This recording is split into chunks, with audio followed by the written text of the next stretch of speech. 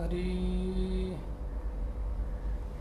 राम कृष्ण हरी विठ्ठल केशवा, राम कृष्ण हरी विठ्ठल केशवा, राम कृष्ण हरी विठ्ठल केशवा, राम कृष्ण हरी विठ्ठल केशवा, राम कृष्ण हरी विठ्ठल केशवा, राम कृष्ण हरी विठ्ठल केशवा, राम कृष्ण हरी विठ्ठल केशवा, राम कृष्ण हरी विठ्ठल केशवा, राम कृष्ण हरी विठ्ठल केशवा, राम कृष्ण हरी विठ्ठल केशवा, राम कृष्ण हरी विठ्ठल केशवा। बोला पुंडलिक वरदारी विठ्ठल श्री ज्ञानदेव तुकाराम पंढरीनाथ भगवान की जय। माऊली ज्ञानेश्वर महाराज की जय। जगद्गुरु तुकाराम महाराज की जय। गणपती बाप्पा मोरया, मंगलमूर्ती मोरया। संत चरण रज लागता सहज, वासनेचे बीज जळून जाय, मग राम नाम उपजे आवडे, सुख घडो घडी वाढू लागे, कंठी प्रेम दाटे, नैनी नीर लोचे, हृदयी प्रगटे रामरूप, मग राम नाम उपजी आवडे, सुख घडो घडी वाढू लागे, तुका मने साधन सुलभ गुमटे, परी उपतिष्ठे पूर्व पुण्य, मग राम नाम उपजी आवडी, सुख घडो घडी वाढू लागे, वक्रतुंड महाकाय सूर्यकोटी समप्रभ, निर्विघ्नं कुरु मे देव सर्वकार्येषु सर्वदा, देवा तूच गणेशु सकलार्थमती प्रकाशु, म्हणे निवृत्तिदासु अवधार जोजे, समचरण सरोजम सांद्रनीलावुदाभम, जगननिहित पानिं मंडनं मंडनानं, तुरन तुलसीमाला कंजनं कंजनेत्रं, सदेदवल्हासं विठ्ठलं चिंतयामि।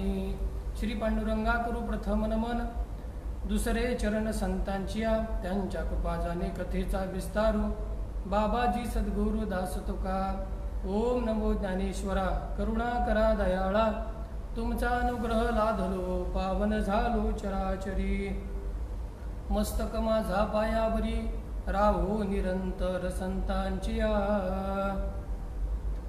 शुक्ला ब्रह्म विचार सार परमा मध्यम जगद्व्यापिनीं, वीणा पुस्तकधारिणीं वैद्यं जाड्यन्धकारापहा, हस्ते स्फाटिकमालिकं विदधतीं पद्मासने संस्थितां, वन्दे तां परमेश्वरीं भगवतीं बुद्धिं प्रदां शारदां, नीलाम्बुजश्यामलकोमलाङ्गं सीता समारोपितवामभागं, पानो महासायक चारुचापं, नमामि रामं रघुवंशनाथं। जय जय श्री राधारमण, जय जय नवल किशोर, जय गोपिका चितचोर प्रभु, जय जय माखन चोर। संत चरण रज लागता सहज, वासनेचे बीज जळून जाय, मग राम नाम उपजी आवडी, सुख घडो घडी वाढू लागे। श्री अनंत कोटी ब्रह्मांड नायक करुणा घन दया घन भक्त वत्सल दीन वत्सल, चिन्मय स्वरूप असणारा पंढरीश भगवान परमात्मा, भक्त कैवल्य तेजो निधी श्री ज्ञानोपराया, वैराग्यमूर्ती तुकोपराया, आदी करून सर्व संतांच्या पदकमली ही सेवा समर्पित करण्याच्या निमित्ताने सेवेसाठी निवडलेला अभंग, महाराष्ट्राचे लाडके संत देहू निवासी जगद्गुरु तुकोबराया, छत्रपती शिवाजी महाराजांच्या आद्यगुरु जगद्गुरु तुकोबराया यांचा 4 चरणाचा आपल्या सेवेसाठी या ठिकाणी अभंग निवडलेला आहे। आणि या अभंगामधून तुकोबरा आपल्याला संतांचे रजकण आपल्याला प्राप्त झाल्यानंतर आपल्या जीवनामध्ये काय काय बदल घडतो याचं सविस्तर चिंतन या अभंगामध्ये आहे। अभंगाला सुरुवात करण्यापूर्वी अल्पसा परिहार। आज फेसबुक लाईव्ह येण्याचं कारण अनेक दिवसापासून नवे महिन्यापासून म्हटलं तरी काय हरकत नाही, आमचे दीपक महाराज मांढरे म्हणले महाराज तुमची सेवा द्या. त्यांना सेवा आज दिलेली आहे. आज मंगलमय दिवस आहे. आज पूर्ण महाराष्ट्रामध्ये नव्हे तर पूर्ण जगामध्ये आपल्या बाप्पाचं आगमन झालेलं आहे. बाप्पा विराजमान झालेले आहेत. या नाथ ब्रह्मसंगीत विद्यालय या पेजवरती लाईव्ह आलेलो आहे. प्रथमतः संपूर्ण महाराष्ट्रातील सर्वांना, जगातील सर्व गणेश भक्तांना, सर्व नागरिकांना गणेश चतुर्थीच्या शुभेच्छा देतो, सहकुटुंब सहपरिवार. आणि गणपती बाप्पाला एक विनंती असेल, एक मागणी असेल. आमच्या वारकरी संप्रदायाचं, सर्व महाराज मंडळीचं जे काही पुण्य असेल ते तुमच्या चरणावरती वाहतो. आणि जगावरती जे संकट आलेलं आहे त्या संकटामधून सर्वांना लवकरात लवकर बरं कर. हे संकट संपूर्ण जाऊ दे. कोरोना विषाणू नावाचं भयंकर संकट या जगामध्ये आलेलं आहे. ते संकट लवकरात लवकर जावं अशी बाप्पाच्या चरणी प्रार्थना करूया. आणि माझ्या अल्प बुद्धीला जशी जमेल अशी या अभंगावरती चिंतन करण्याचा मी प्रयत्न करणार आहे. सुंदर विषय डोळ्यासमोर होता. चिंतन थोडंसं झालेलं होतं, पण माझ्या बुद्धीला जसं पेलेल तसं तुमच्यासमोर मी सादर करण्याचा प्रयत्न करणार आहे. प्रथमतः ज्ञानोबाराय, तुकोबराय, आई वडील, पांडुरंग परमात्मा, गणपती बाप्पाच्या चरणावरती मी माझं शिरकमळ झुकवतो आणि माझ्या सेवेला मी सुरुवात करतो. मला जो विषय दिलेला होता संत चरणरज, या संत चरणरजाची काय ताकद आहे ते अगदी अल्पशा थोड्या वेळामध्ये आपल्याला मी सांगून जाईल. पहा, संत चरणरज कशाला म्हणावं. पहिल्या चरणाचा जर आपल्याला विचार करायचं म्हटलं, चिंतन करायचं म्हटलं तर संत चरणरज म्हणजे काय, एक. वासना म्हणजे काय, दोन. वासनेचं बी म्हणजे काय, तीन. आणि संतांच्या सहवासामध्ये गेल्यानंतर याचा परिणाम कसा होतोय, हे चार. याचं आपल्याला चिंतन या ठिकाणी पाहायचं आहे.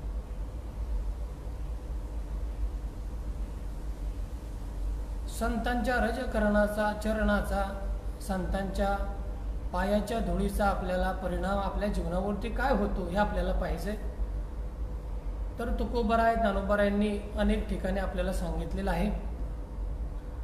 तर प्रथमतः 3 मुद्दे डोळ्यासमोर ठेवतो. पहिला, संतांचे रजकणाचा परिणाम जीवावर होतो, 1.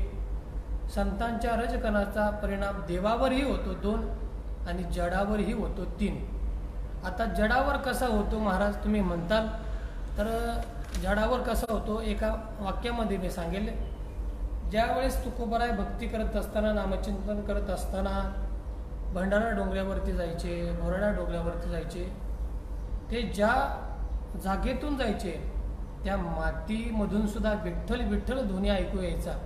ही ताकद संतांच्या पायाच्या रज चरणा कणाची आहे. पहा, दुसरा मुद्दा सांगायचा म्हटलं तर देवावर या संत रज चरणाचा कसा परिणाम होतो. पहा, देवसुद्धा अपेक्षा करतात. कशाची करतात अपेक्षा, की संतांचे रजकण आम्हाला लागावे आणि आम्ही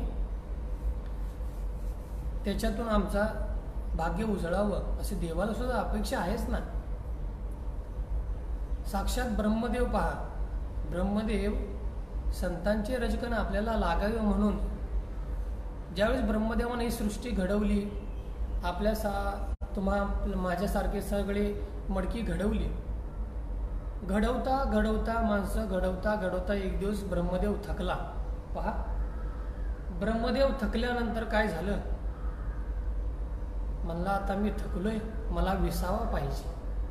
म्हणून ब्रह्मदेव विसावा घेण्यासाठी दुसरी तिसरीकडे न जाता, पहा, एरवी ब्रह्मदेव पृथ्वीवरती देवरूपानं कुठे गेले नाहीत. पहा, तर ब्रह्मदेव संतांचे रजकण आपल्याला प्राप्त व्हावे म्हणून पहा आळंदीला सोपान काकाच्या रूपानं आले ना. ब्रह्म सोपान तो झाला, भक्ता आनंद वर्तला. ज्यावेळेस ब्रह्मदेवानं सोपाना काकांच्या रूपामध्ये अवतार घेतला आणि सिद्ध बेटामध्ये ज्यावेळेस माझे ज्ञानोबाराय झोपलेले असायचे, निवृत्तीनाथ दादा झोपलेले असायचे, मुक्ताबाई झोपलेल्या असायच्या. त्यावेळेस सोपान काका त्यांच्या पायथ्याला झोपायचे का अंधारामध्ये त्यांची लात आपल्याला लागावी आणि आपण यथार्थ व्हावं या उद्देशानं ब्रह्मदेव या पृथ्वीवरती येतात. ही ताकद संतांच्या रजचरणाची आहे, त्यांच्या पायाची आहे. पायाच्या मातीची धूळ जरी लागले तरी आपल्याला देव स्वतःला धन्य समजतात. ही ताकद संतांची आहे. जसं एखादी स्त्री दमल्यानंतर विसावं घेण्यासाठी माहेरी जाते, तसं ब्रह्मदेव आळंदीला आले. ज्या ठिकाणी महाराज आळंदीचं वर्णन पहा, मारुती महाराज आमचे गुरुवर्य पुरेकर बाबा सांगायचे, ज्यावेळेस भगवान शंकर विमानातून जात असताना आळंदी आली की विमान आपलं थांबावं आणि खाली घ्यावं. खाली गेल्यानंतर तिथं त्या मातीमध्ये, त्या भूमीमध्ये गडबडा लोळायचे. कोण? भगवान शंकर. आणि पार्वती मातेनं विचारावं, देवा तुम्ही असं का करताय? का या ठिकाणचे काय एवढं विशेष आहे या मातीमध्ये, या भूमीमध्ये? त्यावेळेस भगवान शंकर म्हणायचे, या ठिकाणी माझ्या ज्ञानोबारायांची 108 वेळा समाधी आहे. ही ताकद संतांच्या रजचरणाची आहे. अपेक्षा करतात कशाची? संतांचे रजकण आपल्याला लागावे. पहा, भागवतामध्ये सुंदर ओव्या आलेल्या आहेत. 1-2 डोळ्यासमोर आपल्या समोर मी ठेवेन. देव पहा, देव काय करतो? माझ्या ठाई जे पवित्रपण ते मज भक्ताचे निजान, म्हणून मी भक्ता मागे धावे चरण रज वंदावया. भक्ताच्या मागे देव धावतो का? ते रजकण आपल्याला लागावे. अजून एक सुंदर ओवी सांगेल. आज या पवित्र दिवशी, मंगलमय दिवशी ओवी घरी घेऊन जा. भक्त चरण रज वंदिता, मज केवढी आली पवित्रता, माझी पायवनी वाहे माथा, जाण तत्वता सदा शिव. ही ताकद संतांच्या रजचरणाची आहे. नवे नवे पहा, एक सुंदर प्रमाणे नामयाच्या पाठी चाले केशीराज, कशासाठी? लागावया रज चरणीचे.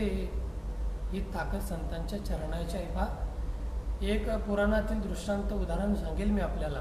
एक दिवस काय झालं, भगवंताच्या पोटामध्ये दुखायला लागलं. नारद मुनींना बोलवून घेतलं. नारदांना सांगितलं, देवा नारदा माझ्या पोटामध्ये दुखतंय. पोटामध्ये दुखत असताना नारदजी म्हणतात, संपूर्ण जगाच्या पोटामध्ये दुखवायला लावणारा तू, आणि देवा तुझ्या पोटामध्ये कधीपासून दुखायला लागलं? नाही, माझ्या पोटामध्ये दुखते, काहीतरी औषध वगैरे करा. अनेक वैद्य बोलावले, देवाच्या पोटातलं काय दुखायचं राहीना. मग देव म्हणाले, याच्यावरती एकच उपाय, जो भक्त मला त्याच्या पायाची माती देईल ती माती मी खाल्ल्यानंतर माझ्या पोटात दुखायचं राहील. अशा वेळेस नारदजी भक्ताकडे जातात. सुरुवातीला त्यांच्या पत्नीकडे जातात. पत्नीला निरोप देतात, सांगतात असं असं झालंय, तुम्ही चरणाची माती देता का? देतो म्हणले, पण त्यानंतर 7 जन्म, तुम्हाला 1 जन्म नरकामध्ये जावं लागेल असं म्हटलं तर कोणीच चरणाची माती द्यायला तयार होईना. मग नारदांनी सर्व सांगितल्यानंतर नारद म्हणाले, आता तुमचं काय पोट दुखायचं राहणार नाही. शेवटी म्हणाले, एक माझ्यासाठी करा की तुम्ही गोकुळामध्ये जा, गोपाळांना आणि गोपिकांना विचारा. ज्यावेळेस नारदजी आले ना गोकुळामध्ये, झालेली घटना सांगितल्याबरोबर पुढचा पाठीमागचा विचार न करता गोपिकांनी गोपाळांनी म्हणले, आमच्या पायाची माती घ्या. अरे म्हणले, नरकात जावं लागेल. म्हणले, नरकात काय? देवासाठी 1 जन्म नाही, 7 जन्म आम्ही जायला तयार आहे, फक्त माझ्या देवाचं पोट राहिलं पाहिजे. महाराज तुका म्हणे, सत्य कर्मा व्हावे साह्य, आणि घातल्या भय नरका जाणे. याला म्हणावं भक्त, आणि याला म्हणावं देवाची ताकद. आणि देव याच्यासाठी धावपळ करत असतो. संतांच्या रजकण आपल्याला प्राप्त व्हावे याकरता म्हणून दुसरा मुद्दा होता, देवही अपेक्षा करतात, जडाचा हे उद्धार होतो. महाराज भगवान शंकराची मंदिरं आज उभ्या महाराष्ट्रामध्ये, जगामध्ये कुठं आहेत? पृथ्वीच्या खाली आहेत. स्वतः भगवान शंकर देवाच्या भक्ताची अपेक्षा करतात चरणाची. कशी? ज्यावेळेस भक्त येतो भगवान शंकराच्या मंदिरामध्ये, त्या पिंडीच्या शेजारी 2 हात ठेवतो, त्यावेळेस त्याचे पाय कुठं असतात, गुडघे कुठं असतात, त्या भगवान शंकराच्या पिंडीला लागलेले असतात. त्यावेळेस भगवान शंकर अपेक्षा करतात की त्या भक्ताचे मला रजकण प्राप्त व्हावेत. म्हणून महाराज देवही अपेक्षा करतो, जडाचा हे उद्धार होतो. आणि ऐका, तिसरा मुद्दा, आपल्या जीवाचा हे उद्धार होतो. कसा होतो? ऐका, हनुमान चालिसामध्ये सुरुवातीचा एक दुआ आहे, सर्वांना माहिती आहे. श्री गुरुचरण सरोवरज निजमन मुखर सुधारी. आपला मनरूपी आरसा आहे ना, तो आरसा जर स्वच्छ करायचा असेल, सुंदर करायचा असेल, तर त्याला एकमेव पर्याय म्हणजे संतांचे रजकण प्राप्त होतील. तेव्हाच आपल्याला तो मनरूपी आरसा आपला स्वच्छ होईल. 3 मुद्दे घेऊन आपण आलेलो आहोत. पहिला मुद्दा, जडाचाही परिणाम होतो, जीवाचाही होतो, आणि देवावरही संतांच्या रजकणाचा परिणाम होतो. ऐका, काही मंडळींनी या अभंगाला संत चरण रज लागता सहज वासनेची बीज जळून जाई, या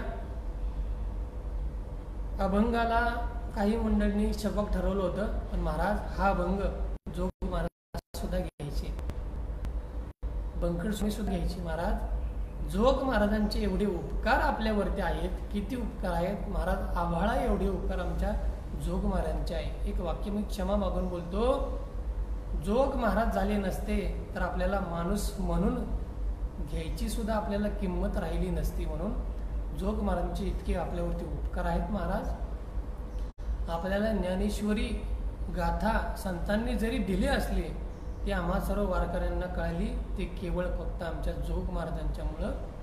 म्हणून जोग महाराज, व्यंकटस्वामी, मारुती महाराज सर्व वारकरी मंडळी हा अभंग घ्यायचे. याचं चिंतन मी अनेक थोर मोठ्या महात्मांच्या मुखामधून ऐकलेलं आहे. माझ्या बुद्धीला जसं पेलेल ते तुमच्यासमोर बोलण्याचा मी प्रयत्न करत आहे. आता ऐका, संत चरण रज म्हणजे काय? महाराज, संत चरणाचा आपण आत्तापर्यंत वाचार्थानं अर्थ पाहिला, परंतु आत्तापर्यंत आपण संत चरण रजाचा लक्षणार्थाने अर्थ पाहूया. आमचे गुरुवर्य राजेंद्र महाराज शास्त्री लाईव्ह आलेले आहेत, आमचा कार्यक्रम पाहत आहेत. साष्टांग दंडवत गुरुजींना. रामकृष्ण हरी. संत चरण रज म्हणजे ऐका, संत चरण रज म्हणजे ज्ञानोबराय, तुकोबराय यांचं वाङ्मय, त्यांचं ज्ञान, त्यांचं वैराग्य, त्यांची भक्ती, त्यांचा त्याग, नवे आत्तापर्यंत जे काही संतांनी आपल्यासाठी करून ठेवलेलं आहे ते सर्व म्हणजे काही संत चरण रजच आहेत. पहा, तुकोबऱ्यांचा एक शब्द म्हणजे संत चरण रजच आहेत. ज्ञानोबऱ्यांचा एक शब्द नव्हे, एक अक्षर संत चरण रजच आहेत. पहा, एक गोड ओवी आहे, ती अक्षरे नव्हती देखा, ब्रह्म साम्राज्य दीपिका, अर्जुना लागी चित कळा, उजळल्या श्रीकृष्णे. म्हणून महाराज, एवढी ताकद संतांच्या अभंगामध्ये आहे, शब्दामध्ये आहे. 1-2 दिवसापूर्वी संतांच्या मध्ये काय ताकद आहे? संत म्हणजे त्यांचे महाराज, त्यांचे शब्द, त्यांचे अभंग, त्यांच्या ओव्या, महाराज हे सगळे संत चरण रजच आहेत. लक्षात ठेवा. गुरुवारी श्री गुरु चैतन्य महाराज देगलूरकर यांनी एक अभंग घेतला, संत मार्गी चालती त्यांची लागो मज माती. याच्यामध्ये एक सुंदर उदाहरण आले होते. एक डोळ्यासमोर ठेवतो पा, तुकोबारांच्या चरित्रामध्ये एक प्रसंग आलेला आहे. त्यांच्या चरित्रामध्ये की एक कपेश्वर ब्रह्मे म्हणून एक श्रीमंत माणूस त्या काळी होऊन गेला. कोण? कपेश्वर ब्रह्मे. चाकण क्षेत्रामध्ये राहत होते. संतांचा किंवा संतांच्या रजकरणाची महती काय असते पहा, याकरता एक दृष्टांत हा देतो, बरोबर घेऊन जा तुम्ही. कपेश्वर ब्रह्मे चाकण क्षेत्रामध्ये राहणारे श्रीमंत महात्मे त्या काळचे, आणि त्यांना काय झालं पहा महाराज, त्यांना एक त्वचेचा रोग जडला. अनेक वैद्य घरी आले, डॉक्टर आले, वैद्यांनी सांगितलं, अनेक औषधे केली, अनेक उपचार केले, परंतु त्यांच्या जो त्वचेचा रोग काही बरा होईना, दिवसेंदिवस वाढू लागला आणि वैद्यांनी सांगितलं आता तुमची जगायची गॅरंटी संपली. मग आता काय करावं? अनेक थोरा मोठ्यांचे सल्ले घेतले आणि सांगितलं की आता तुम्ही संतांच्या सहवासामध्ये जा, संतांचे विचार ऐका. म्हणून कपेश्वर ब्रह्मे यांनी ठरवलं, याची गाठ घे, त्याची गाठ घे, या संताकडे जा, त्या संताकडे जा, या साधूकडे जा. करता करता एकानं सांगितलं की महाराज, कुणाकडे न जाता, याच्या त्याच्याकडे न जाता देहूला तुकोबाराय राहतात, त्यांच्या पायाच्या, त्यांच्या चरणी सर्व संत आले, त्यांच्या चरणावरती तुम्ही जा, त्यांचं दर्शन तुम्ही घ्या. म्हणून कपेश्वर ब्रह्मे दरमजल करत चाकणहून देहूला आले. देहूला आल्यानंतर कपेश्वर ब्रह्मेनी त्या ठिकाणी विचारपूस केली आणि पाहिलं, विचारपूस केली की तुकोबाराय कुठं आहेत, तुकाराम महाराज कुठे गेले आहेत, या ठिकाणी नाही. तेथील मंडळींनी सांगितलं आज तुकोबारायांचं कीर्तन लोहगावला पुण्यामध्ये आहे, त्या ठिकाणी गेलेले आहे. मग त्या ठिकाणी दरमजल करत पुन्हा लोहगावला कपेश्वर ब्रह्मे आले. आल्यानंतर तो तुकोबारायांचा कीर्तनातील थाट, ते टाळकरी, त्यावेळेस काय एवढी गर्दी नव्हती, मोजकीच होती, पण सुंदर महाराज श्रोते असे होते की बास. आणि त्या ठिकाणी तुकोबारायांचं कीर्तन म्हणल्यानंतर महाराज साक्षात महाराज तुकोबारायांच्या मुखातून एक एक शब्द म्हणजे महाराज, म्हणजे एक एक शब्द म्हणजे महाराज तो तोला मोलाचा, तत्वाचा, की तो शब्द कानाद्वारे आतमध्ये जावा आणि आपल्याला ब्रह्मस्वरूपाची प्राप्ती व्हावी, ही तुकोबारांच्या शब्दाची ताकद. आणि तो नाद, नाचू कीर्तनाची रंगी, ज्ञानदीप लावू जगी, आणि तल्लीन झालेले तुकोबाराय. आणि पाठीमागून आल्यामुळे कपेश्वर ब्रह्मे काय झाले, त्या तुकोबारांच्या जवळच बसले, चरणाच्या जवळ बसले. कीर्तन रंगामध्ये आलं आणि त्या ठिकाणी महाराज कपेश्वर ब्रह्मे पहा, कीर्तन रंगामध्ये आल्यानंतर देहभान विसरून महाराज नामचिंतन झालं, सुरू झालं. तुकोबारा एवढे तल्लीन झाले, रामकृष्ण हरी विठ्ठल केशवा, रामकृष्ण हरी विठ्ठल केशवा.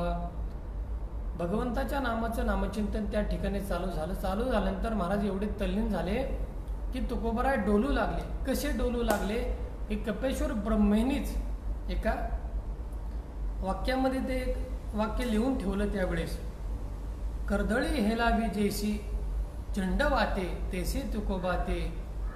महाराज डोलावे म्हणजे एखाद्या सोसाट्याचा वारा यावा आणि कर्दळीचं हालावं ते झाड, ते पुष्प, तसे तुकोबाराय डोलत होते.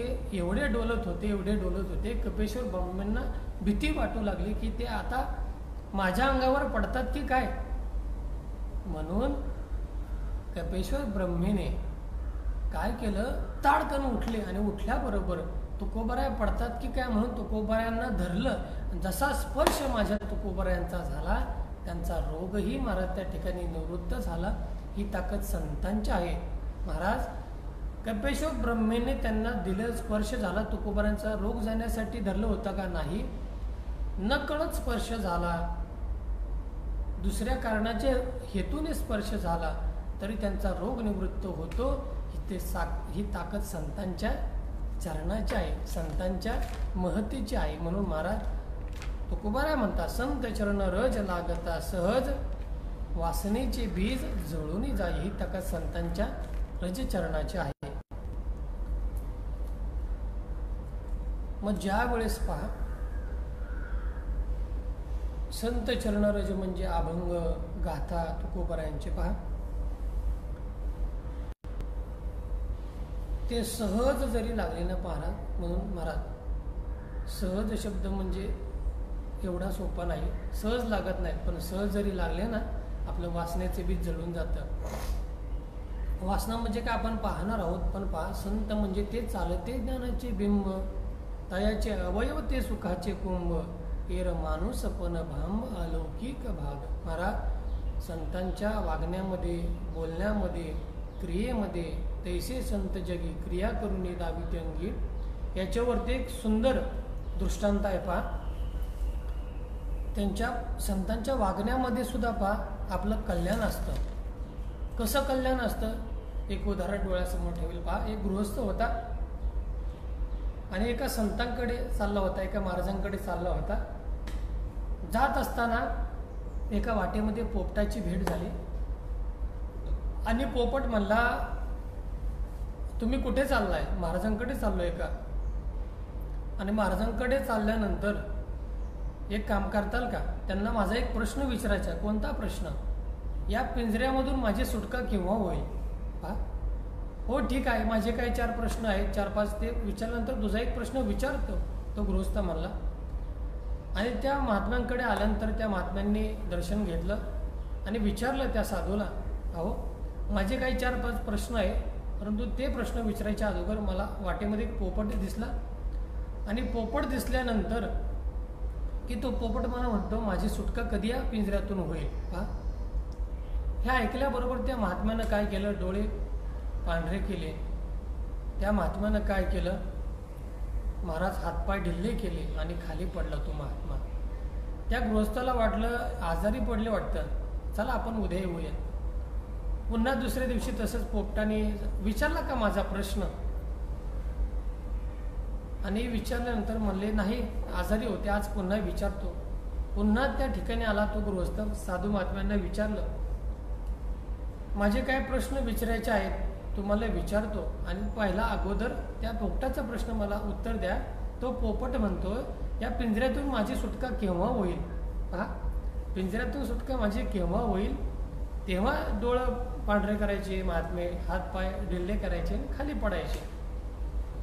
पुन्हा तो गृहस्थ जायला लागला. मला आपण उद्या येऊया, साधूची तब्येत बिघडली वाटतं. वाटेमध्ये पोपट भेटला. पोपटाने विचारलं, काय दिलं का उत्तर माझ्या प्रश्नाचं? त्यावेळेस उत्तर नाही दिलं, पण तुझा प्रश्न विचारला ना पोपटा, की साधू महात्मे काय करतात? हातपाय टाकून देतात, डोळे पांढरे करतात. बस पोपट म्हणला उत्तर मिळालं. म्हणजे पहा, संतांच्या वागण्यामध्ये सुद्धा आपलं कल्याण असतं. कसं कल्याण झालं त्या पोपटाचं? पोपटाने काय केलं? त्यानं सुद्धा डोळे पांढरे केले, हातपाय ढिल्ले केले आणि पाठीवरती पडला. पडल्यानंतर त्या ठिकाणी मालक आला. मालकाला वाटलं पोपट गेला, म्हणून पोपटानं मालकानं त्या पिंजऱ्याचं दरवाजा उघडला आणि त्या ठिकाणी त्याची सुटका झाली. म्हणून तैसे संत जगी क्रिया करून दाविती अंगी. हे संतांचं महाराज वागण्यामध्ये सुद्धा आपलं कल्याण असतं. म्हणून महाराज संत चरण रज आपल्याला लागावे आणि आपल्या वासनेचं बी जळून जावं ही अपेक्षा करतो. पहा, आता वासना म्हणजे काय, वासनेचे बी म्हणजे काय, ते आपल्या डोळ्यासमोर ठेवतो. आता वासना म्हणजे शास्त्रानं सांगितले आज्ञापूर्वक ज्या इच्छा आहेत त्या सर्व वासनेमध्ये मोडतात. पहा, आज्ञापूर्वक ज्या इच्छा आहेत त्या सर्व वासनेमध्ये मोडतात. थोडंसं चिंतन करायचं झालं तर महाराज आमचे माऊली महाराष्ट्रांचे फार गोड अध्यापक चिंतन करतात. ते म्हणतात वासना आणि इच्छा कशाला म्हणावं? पहा, आपल्याला भूक लागणं ही झाली इच्छा. पहा, आपल्याला भूक लागणं ही झाली इच्छा, परंतु जेवण झाल्यानंतर तंबाखू खाऊशी वाटणं ही झाली वासना. आपल्याला तहान लागल्यानंतर पाणी पिऊशी वाटणं हे झालं इच्छा, ही झाली इच्छा. पण भलते सलत पिऊशी वाटणं ही झाली वासना. याला म्हणतात वासना. नवे नवे महाराज पहा, माणसाला किती सवय असते महाराज, वासना दुःख देते. एक अखंड अखंड हे एका महात्म्यांनी पाच सुंदर लिहून ठेवलेला आहे की महाराज काही लोकांना कपडे घालायला आहेत याचं दुःख नाही, पण चांगले कपडे घालायला नाही याचं फार दुःख आहे. हा एक जोडपं बाहेर फिरायला चाललं होतं, संपूर्ण तयारी झाली, त्या बाईची सर्व नटून तटून झाले, बाहेर जाणार तेवढ्यात त्याने विचारलं झाली का तयारी? हो झाली. चालायचं का आपण? म्हणली नाही. का? तर ती म्हणली निळ्या कलरची साडी आहे, निळ्या कलरचा ब्लाऊज आहे, निळ्या कलरची टिकलीही लावली, सगळं मॅचिंग झालंय, पण निळ्या कलरची महाराज चप्पल नाही, म्हणून जाणं कॅन्सल करायचंय. म्हणून महाराज वासना, महाराज हे दुःख माणसाला दुःख देतं. ही वासना महाराज जड भरत राजा हरणी गर्भा गेला, घालतो घातला वासनेने. वासना दुःख देते. महाराज रावणाला किती संपत्ती होती, पण काय झालं? काय झालं तर दुःख दिलं. वासनेमुळं त्या रावणालाही दुःख पत्करावं लागलं. नवे डोंगरेजी महाराजांचं एक वाक्य सुंदर आहे, डोळ्यासमोर ठेवून जाईल. डोंगरेजी महाराज म्हणतात, आपण या जन्मीच्या ज्या सर्व स्त्रिया आहेत ना, त्या पूर्वीच्या जन्मी पुरुष होते, आणि या जन्मीचे सर्व पुरुष हे पूर्वजन्माचे स्त्रिया होत्या. हे कशामुळं घडलं? याला एकच कारण, वासना. म्हणून महाराज ही वासना काय करते? वासना महाराज दुःखाला कारणीभूत ठरते. मग ही वासना जावी, वासनेचं बीज जावं, म्हणून महाराज आपल्याला संतांचे रचकन प्राप्त व्हावे एवढी अपेक्षा आहे. मायका वासनेचे प्रकार पडतात: देह वासना, आयुष्य वासना, लोकवासना, शास्त्र वासना. देह वासनेमध्ये पुन्हा 3 प्रकार पडतात. एक सौंदर्य वासना, आरोग्य वासना, ध्येय वासना, महाराज आयुष्य वासना. अनेकांना वाटतं आपण मरू नये, आपण जास्त दिवस जगावं, असं प्रत्येकाला वाटतं. पण अगाहा न मरू, महाराज माऊली म्हणतात ना, अगा मरहा बोलू न सहाती. महाराज मरण हे कोणाला आवडत नाही. अनेक जण प्लॅस्टिक सर्जरी करतात. नवे एक मोठे ते एक मायकल जॅक्सन होऊन गेला. अहो त्यांनी कितीतरी डॉक्टर, 10-15 डॉक्टर आपल्या घरी ठेवले होते. का? तर मला 100-150 वर्ष जगता यावं. पण तो जास्त वर्ष जगला नाही, 50-60 वर्ष काहीतरी जगला. म्हणजे प्रत्येकाला वाटतं आपण जगावं, पण महाराज ही वासना आहे ना, ती जगून देत नाही. म्हणून ती वासना संपली पाहिजे. म्हणून ऐका, ती वासना केव्हा संपेल? महाराज म्हणतात, एक प्रश्न विचारतो, वासना झोपल्यानंतर आपली वासना जाते का वासनेचं बी जातं? तर वासनेचं बीही जात वासना जाईल, वासनेचं बी मात्र जात नाही. मग ते वासनेचं बी केव्हा जाईल? तर ऐका, ज्या वेळेस संतांचा सहवास आपल्याला लाभेल. आणि 4थ्या अध्यायामध्ये तद्वित्ती प्रणिपातेने याच्या खालच्या ज्या ओव्या आहेत 4-5, त्या फार मोठ्या सुंदर आहेत. ऐका, कोणत्या ओव्या आहेत? तर ते ज्ञान पैगा बरवे, जरी मनी अथी आणावे, तै संताये भजावे सर्वेस्वेसी. जे ज्ञानाचा कुरठा, तेत सेवा हा दारवंटा, तो स्वाधीन करी सुबटा ओळगोनी, किंवा तनु मनुजीवे चरणासी लागावे, अग्रवता करावे दास्य सकळ. मग अपेक्षित जे आपले ह्या ओव्या आहेत ना, महाराज संतांच्या सहवासात गेल्यानंतर त्यांचे रजकण आपल्याला प्राप्त झाल्यानंतर काय होतं पहा. संतांच्या सहवास गेल्यानंतर की ते संत आपल्याला बोध देतात, आत्मस्वरूपाचं ज्ञान आपल्याला देतात. आणि एकदा ते ज्ञान झालं की आपल्याला जिकडे तिकडे परमात्मा दिसू लागतो. खरं काय खोटं काय हे आपल्याला प्राप्त होतं, कळू लागतं. आणि हे सगळं झाल्यानंतर मग रामनामे उपजे आवडी, सुख घडोघडी वाढू लागे, ही बुद्धी आपल्या ठिकाणी प्राप्त होते. ही संतांच्या रजकरणाची ताकद आहे. म्हणून संतांचे रजकण आपल्याला लागावे आणि प्राप्त व्हावे महाराज, ही अपेक्षा मी या ठिकाणी करतो. भरपूर बोलण्यासारखं आहे, परंतु महाराज वेळात वेळ काढून येण्यास या चॅनेलला मी थोडासा वेळ दिला. ऐका, जाताना एक डोंगरीजींचं वाक्य फार सुंदर आहे, फार सुंदर आहे.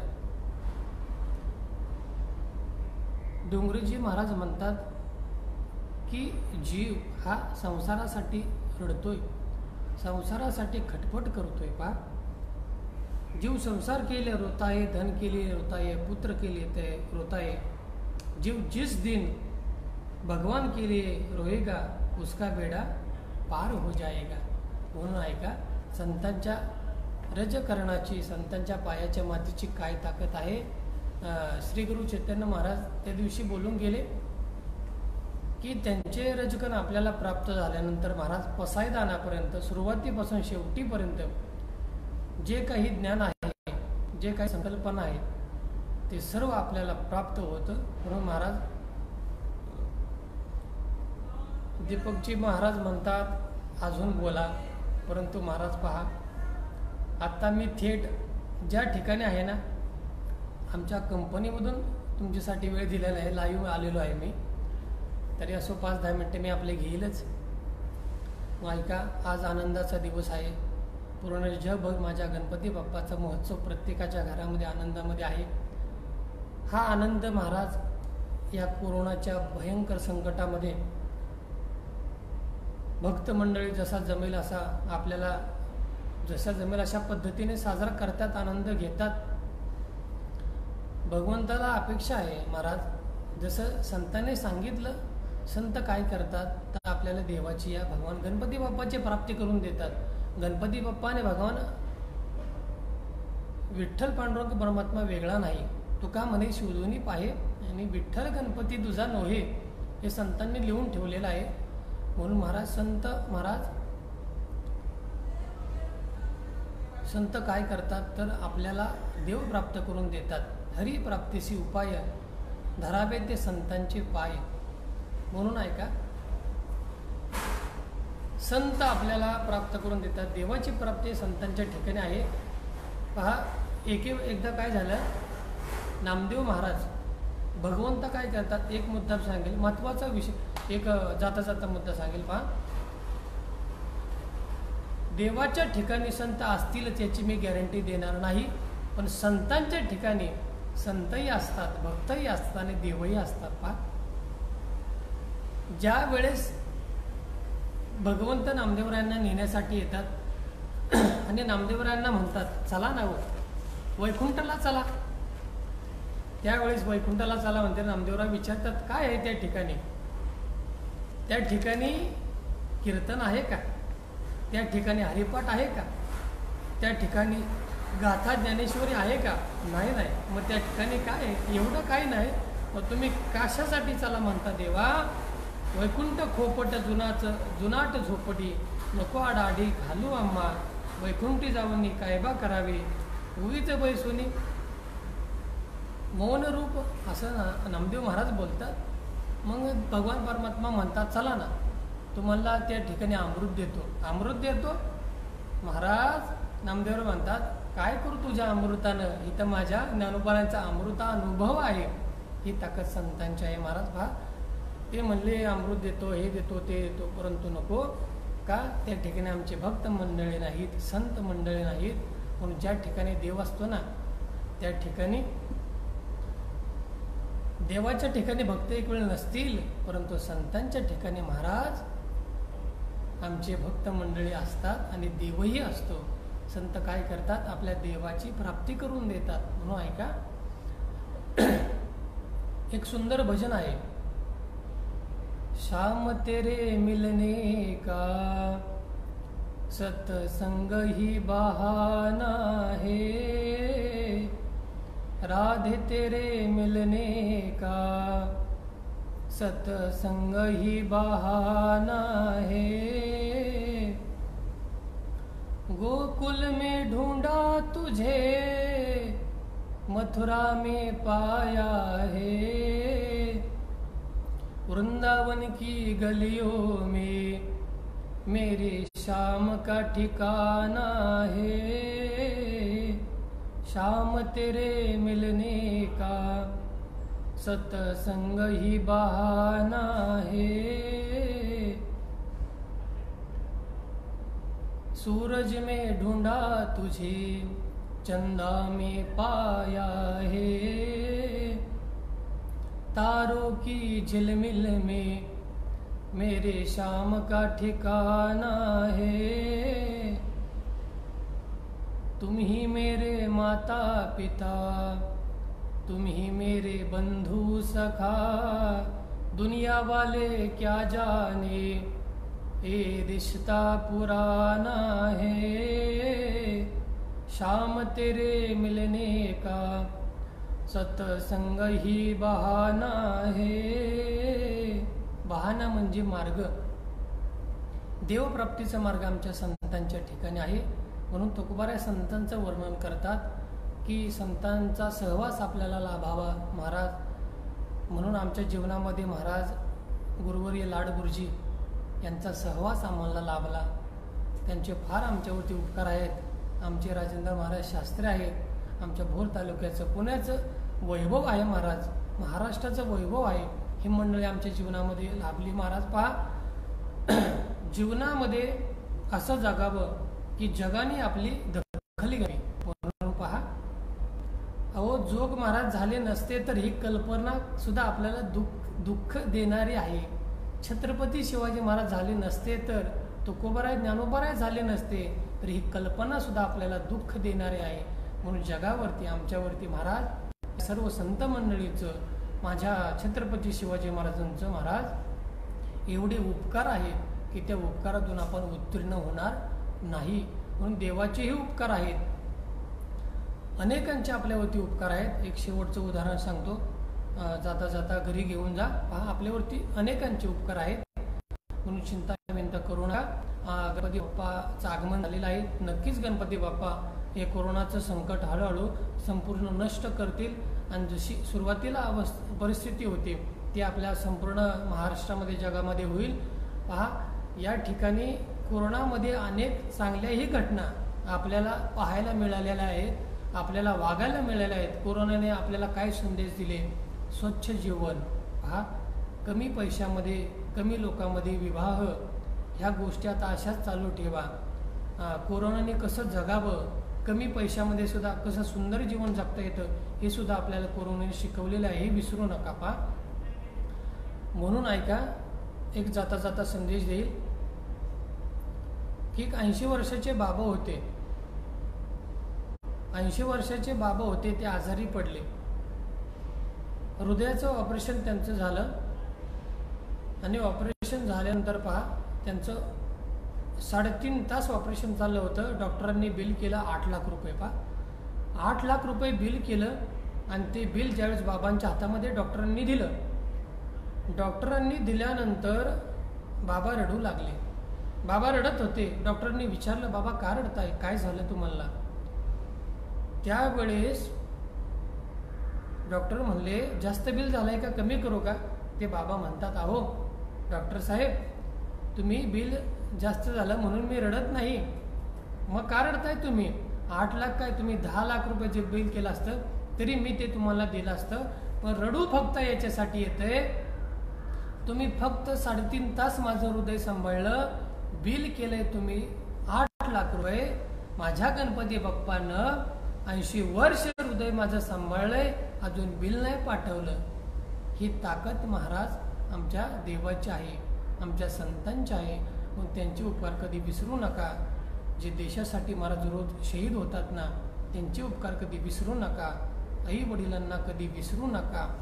अनेकांच्या आपल्या मातेचे, आपल्या आईचे, आपल्या गुरुचे, आपल्या संतांचे, पूर्ण शूरवीरांचे, जवानांचे, अनेकांच्या आपल्यावरती महाराज अनेकांचे उपकार आहेत. कारण जवान रडत असतो, जवान जातो, शहीद होतो, तो फक्त महाराज या मातीसाठी शहीद होतो.